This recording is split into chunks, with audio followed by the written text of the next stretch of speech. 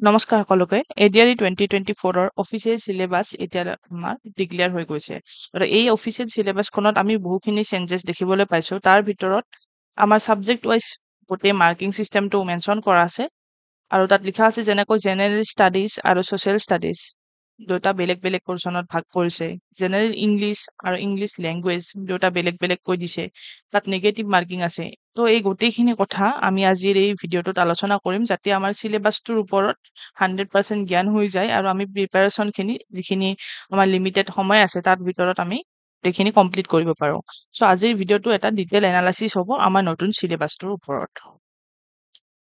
প্ৰথমে আমি নটিচখন পাই গৈছোঁ যে আমাৰ SLRCৰ ফালৰ পৰা যিখন নটিচ দিছে তাত পৰ্চন ৱাইজ আমাৰ ভাগ কৰা আছে। যেনেকৈ এইটো হৈছে আমাৰ বেচেলৰ ডিগ্ৰী লেভেলৰ পষ্টখিনি, অৰ্থাৎ আমাৰ graduation with computer, graduation without computer তাৰ এটাই টেষ্ট হ'ব আৰু সেইটো ৰিটেন টেষ্টটো প্ৰথম ৰিটেন টেষ্টটো আমাৰ এইটো চিলেবাছ।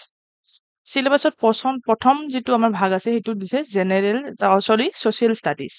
ছ'চিয়েল ষ্টাডিজ 30টা কুৱেশ্যন আছে আৰু 1 মাৰ্ককৈ আছে, অৰ্থাৎ টোটেল মাৰ্ক 30। এটাত 1 মাৰ্ককৈ আছে, 30টা কুৱেশ্যন 30 মাৰ্ক থাকিব।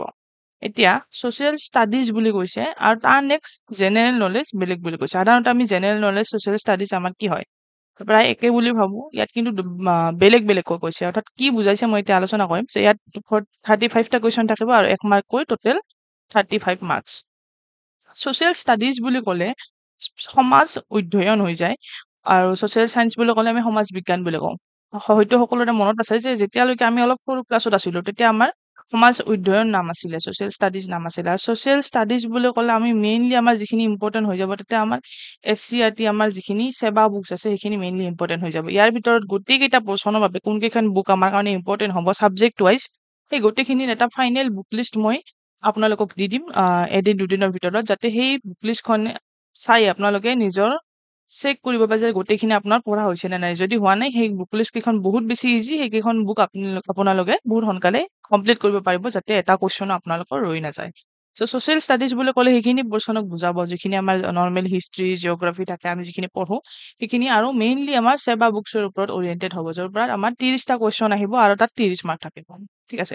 এতিয়া জেনেৰেল নলেজ বুলি ক'লে এইটো এটা বৰ্ডাৰ টাৰ্ম হৈ যাব। ইয়াত এটা অলপ ডাঙৰ হৈ যাব জেনেৰেল নলেজ বুলি ক'লে। জেনেৰেল নলেজ বুলি ক'লে আমাৰ কেনেকুৱা ধৰণৰ তাত মিছলেনিয়াছ যিখিনি ষ্টেটিক টপিকছ আছে আমাৰ কাৰণে ইম্পৰ্টেণ্ট সেইখিনি জেনেৰেল নলেজত আহি যাব। যেনেকৈ স্পৰ্টছ আছে, স্পৰ্টছ আমাৰ জেনেৰেল নলেজত আহি যাব। যেনে চায়েন্স এণ্ড টেক আছে, চায়েন্স এণ্ড টেকখিনি জেনেৰেল নলেজৰ ভিতৰত আহি যাব। এইবোৰ বস্তু হ'ব জেনেৰেল নলেজৰ ওপৰত। জেনেৰেল ষ্টাডিজৰ ওপৰত যদি ক'বলৈ যাওঁ তেতিয়া হিষ্ট্ৰী আহিব, যেতিয়া জিঅ'গ্ৰাফী আহিব, তেতিয়া আমাৰ কি ইকনমিক্স আহিব। তো এনেকুৱা ধৰণৰ টপিকবোৰ জেনেৰেল ষ্টাডিজৰ ওপৰত আহি যাব। আৰু এই জেনেৰেল ষ্টাডিজৰ যিখিনি প্ৰিপাৰেশ্যন লেভেল সেইটো অলপ বেলেগ ধৰণৰ হ'ব, যেনেকৈ ক'লো মই ছেবা বুকছ অৰিয়েণ্টেড। তেনেকৈ জেনেৰেল নলেজৰ যিখিনি হ'ব সেইখিনি অলপ বেলেগ অৰিয়েণ্টেড হ'ব, অলপ বেলেগ বুকছৰ পৰা বা বেলেগ চ'ৰ্চৰ পৰা আমি কাভাৰ কৰিব লাগিব। অলৰেডি যিসকলে কাভাৰ কৰিছে তেওঁলোকে কৰিছে, বাট এই জিকেটোৰ কোনো বা GSৰ কোনো কি হয় শেষ নাই। আমি যিমানখিনি পাৰোঁ সিমানখিনি আমি এড কৰি যাব লাগিব। সেইবাবে মই এই বুক লিষ্টটো ইনক্লুড কৰিম যাতে সেইখিনি আপোনালোকৰ পঢ়া হৈছে নে নাই চাব পাৰিব, আৰু যদি পঢ়া নাই সেইখিনি কমপ্লিট কৰিব পাৰিব। চ' এইখিনি আছিল আমাৰ ছ'চিয়েল ষ্টাডিজ আৰু জেনেৰেল নলেজৰ মাজত পাৰ্থক্য, য'ৰ পৰা 30 মাৰ্কছ আৰু 35 মাৰ্কছ আমাৰ আহিব। বহুখিনি মাৰ্কছ কেৰি কৰে, ইন টোটেল 65 মাৰ্কছ আমাৰ ক'ব পাৰি যে জিকেৰ পৰাই আমাৰ আহিব।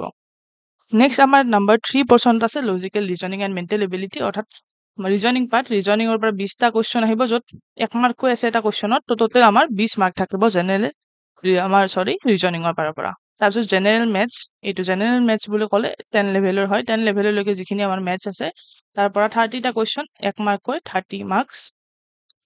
এইবাৰ আহিল next portion general English 10 marks, আৰু ৰিডিং কম্প্ৰিহেনশ্যন আমি সকলোৱে বুজি পাইছোঁ, যিখিনি আমাৰ পেছেজ ধৰণৰ কুৱেশ্যন থাকে, যে পেছেজটো পঢ়ি তাৰ তলত কুৱেশ্যন থাকে সেইখিনি আমি এনচাৰ কৰিব লাগে, অৰ্থাৎ ৰিডিং কৰি তাৰপিছত আমি সেইখিনি আমি এনালাইচিছ কৰি আমি তাৰ এনচাৰটো আমি উলিয়াব লাগে, পেছেজ হওক পইম হওক। তাৰ নেক্সট আছে ইংলিছ লেংগুৱেজ।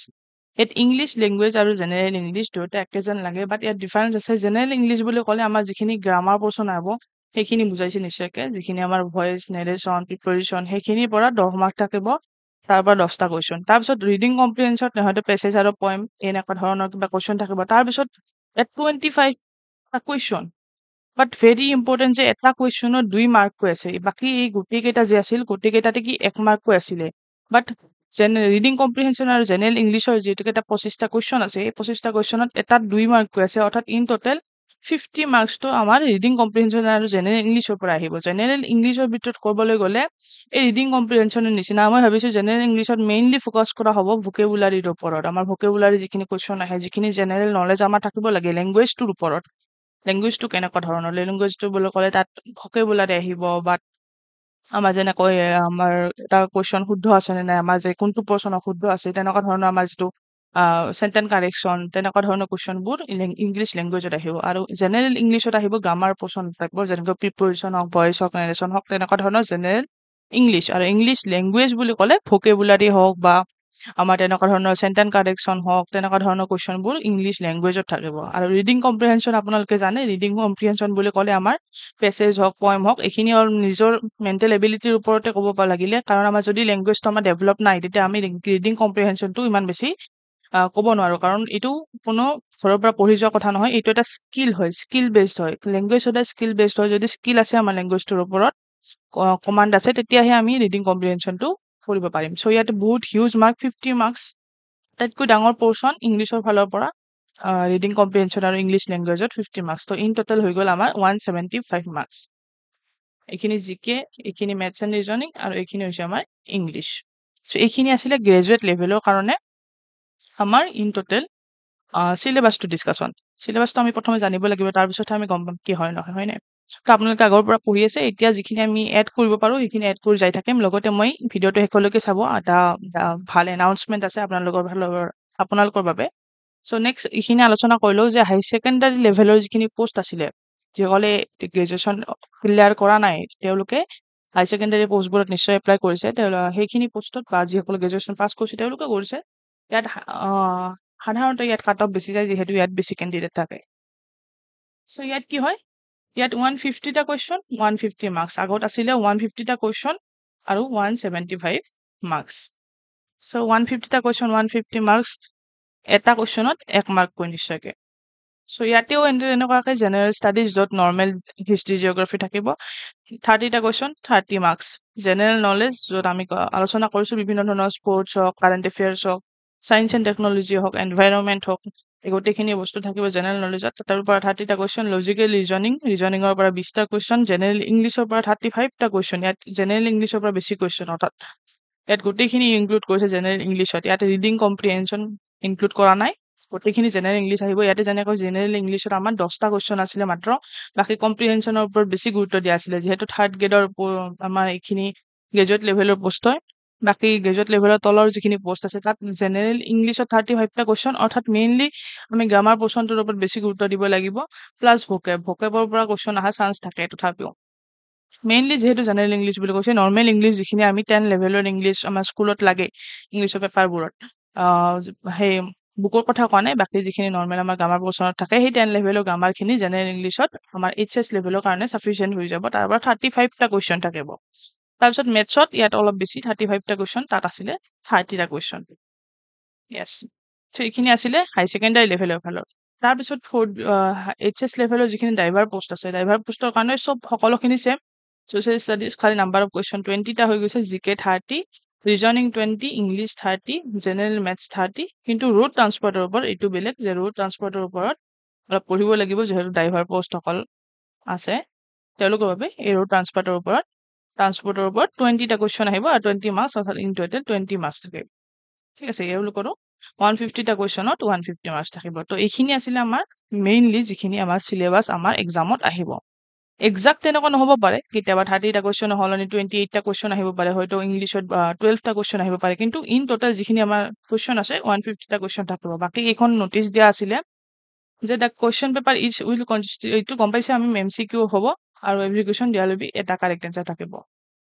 ইয়াত সেইটোৱে কোৱা হৈছে যে অলপ কুৱেশ্যনৰ হেৰফেৰ হ'ব পাৰে, যে 30টা আহিছে বুলি 30টাই আহিব, সেনেকুৱা নহয়। অলপ বেছি উঠা নমা হ'ব পাৰে, কেতিয়াবা কুৱেশ্যন পেপাৰখন মিলাবলগীয়া হয়। বাট ইন টোটেল যিটো 150টা কুৱেশ্যন আছে, সেইটো চেঞ্জ নহয়, 150টা কুৱেশ্যন 150 থাকিব। আৰু মেইন পইণ্ট যিটো আমাৰ হৈছে এইবাৰ এক্সামত যিটো আমাৰ হিউজ চেঞ্জ বুলি ক'ব পাৰি, সেইটো হৈছে নিগেটিভ মাৰ্কিং। চ' নিগেটিভ মাৰ্কিং বুলি শুনিলে বহুতৰ ভয় লাগে, বাট এইটো এটা ভাল পইণ্টটো হ'ব পাৰে আপোনালোকৰ বাবে। কাৰণ নিগেটিভ মাৰ্কিং যেতিয়া আহি যায়, তেতিয়া চান্সেছ থাকে যে যদি আপোনালোকে ভালদৰে পঢ়ি গৈছে তেতিয়া সেইটো টিক দিলেহে আপোনাৰ শুদ্ধ হ'ব, বাকী যিটো বাদ দিলে আৰু কিছুমান কম্পিটিশ্যন তেতিয়া কি হৈ যায়, কম্পিটিশ্যন আউট হৈ যায়। কাৰণ গেছিং ৱৰ্ক ইয়াত নচলিব। যদিহে জানে তেতিয়াহে আপোনালোকে চিনিব পাৰিব, যদি নাজানে তেতিয়া আপোনালোকে টিক দিব নোৱাৰিব, কাৰণ টিক দিলে তেতিয়া কি হ'ব, আপোনাৰ মাৰ্কটো মাইনাছ হ'ব, যিখিনি আপুনি শুদ্ধ কৰি কৰিছিলে তাৰ পৰা আকৌ কমি যাব চান্স থাকে। চ' 1 মাৰ্কৰ যিবোৰ কুৱেশ্যন থাকিব 1/4 যিহেতু নিগেটিভ মাৰ্কিং থাকিব বুলি কৈছে 1/4 অৰ্থাৎ 4 ভাগৰ এভাগ, 4 ভাগৰ 4 ভাগৰ এভাগ হ'ব 0.25। চ' এটা যদি শুদ্ধ মাৰ্ক কৰিছে তেতিয়া 1 মাৰ্ক পালে, যদি এটা যদি অশুদ্ধ মাৰ্ক কৰিলে সেই 1 মাৰ্কৰ পৰা আৰু 0.25টো মাইনাছ হ'ল।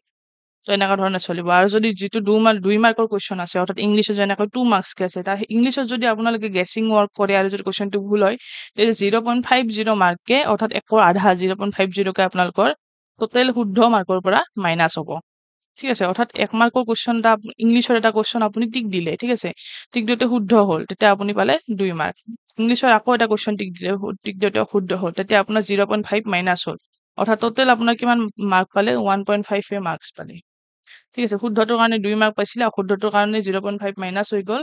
ত' ইন টোটেল আপুনি মাৰ্ক পালে 1.5। চ' নিগেটিভ মাৰ্কিং যিহেতু থাকিব, আমি অলপমান এপ্ৰ'চটো বেলেগ কৰিব লাগিব, যে গোটেইকেইটা আমি চিন দিব নোৱাৰোঁ, তেতিয়া আমি অলপ ভাবি চিন্তি চিন দিব লাগিব, প্লাছ কিমানটা চিন দিব লাগে সেইটো জানিব লাগিব। কিন্তু কাৰণ যদি একদমেই কম হয় তেতিয়া কাট অফ হাই যায়, তেতিয়াতো চান্সেছ আৰু বহুত কম হয়, তেতিয়া অলপ হ'লেও আমি গেছিং ৱৰ্ক কৰিব লাগিব, যেতিয়া আমি কুৱেশ্যনখিনি আমাৰ জ্ঞানৰ ফালৰ পৰা নাহে। সেই গোটেইখিনি সেইবোৰ কথা আমি পিছত আলোচনা কৰিম। এতিয়া প্ৰিপাৰেশ্যনৰ সময়, এক্সামৰ সময়ত আমি আলোচনা কৰিম যে কেনেকুৱা ধৰণে কিমানটা কুৱেশ্যন আমি এটেম্প কৰিব পাৰোঁ আৰু কিমানটা গেছ কৰিলে অলপমান ছেফ জোনত আমি থাকিব পাৰোঁ। সেইখিনি কথা আমি পিছত আলোচনা কৰিম, নাম্বাৰ অফ কুৱেশ্যন লৈ কিমানখিনি আমাৰ কাৰণে ছেফ হ'ব, কিমানখিনি ছেফ নহ'ব এটেম্প কৰাটো। বাকী বোৰ গম পাইছে, যদি আপোনালোকে তাতকৈ বেছি অপশ্যন চুজ কৰে এটা কুৱেশ্যন এনচাৰ হিচাপে, সেইটোও আপোনালোকৰ নিগেটিভ মাৰ্ক হিচাপে গণা হ'ব। যদি নোৱাৰে কুৱেশ্যনটো স্কিপে কৰিব, দুটা কুৱেশ্যন কেতিয়াও এনচাৰ দিব নোৱাৰে। বাকী কুৱেশ্যন পেপাৰখন এছামিছ মিডিয়ামত থাকিব, এটা গুড নিউজ। বেংগলী মিডিয়ামতো থাকিব, ইংলিছতো থাকিব, বড়ো থাকিব, হিন্দী থাকিব, গোটেইকেইটাত থাকিব। আৰু ডেট এণ্ড টাইম যিখিনি আছে সেইখিনি আমাৰ পিছত ডিক্লেয়াৰ কৰা হ'ব। চ' চামাৰী পইণ্ট হিচাপে যদি ক'বলৈ যাওঁ, আমি কি গম পালোঁ যে GSৰ গোটেইখিনি যদি GK বা আমাৰ যিখিনি ছ'চিয়েল ষ্টাডি আছে, এই দুয়োখিনি মিলি আমি GS বুলি যদি কওঁ, সেইখিনিৰ পৰা ইন টোটেল 65 মাৰ্কছ আমাৰ আহিব। মেথছ আৰু ৰিজনিঙৰ পৰা আমাৰ 50 মাৰ্কছ দিয়া আছে।